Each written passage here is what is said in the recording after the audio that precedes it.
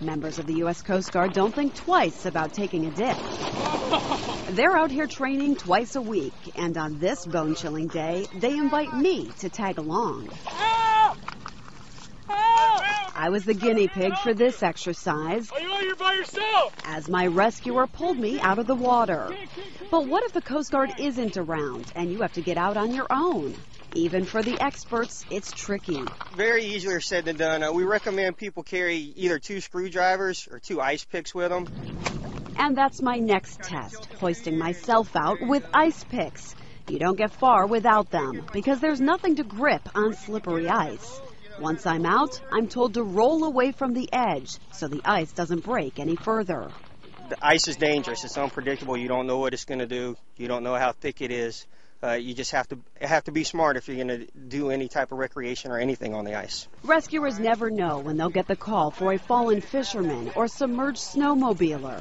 The Coast Guard and local fire departments are first responders, but if the rescue becomes a recovery,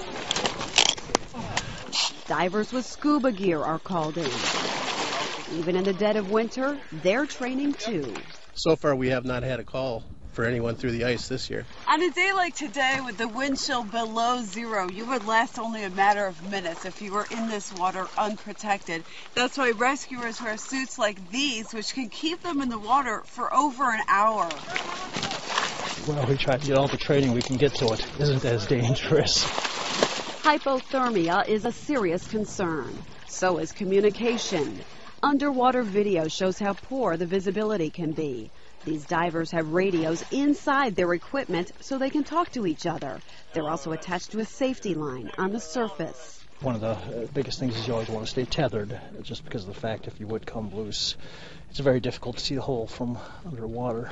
Getting back to that hole cut through the ice can be a challenge. But believe it or not, despite the danger, some folks do this for fun. We like diving so much that we want to do it all the time. And we can't always get away on a nice warm vacation to someplace where the water is not frozen. During our visit, one woman made her first recreational ice dive. And she did it in a wetsuit, not a dry suit like the one I wore, which kept the water out. Congratulations, you are now a certified ice diver. Most people never want to find themselves in this situation.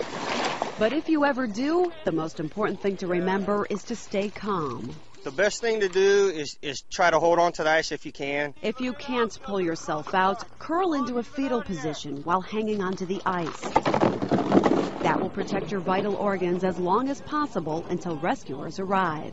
A few minutes can mean the difference between life and death.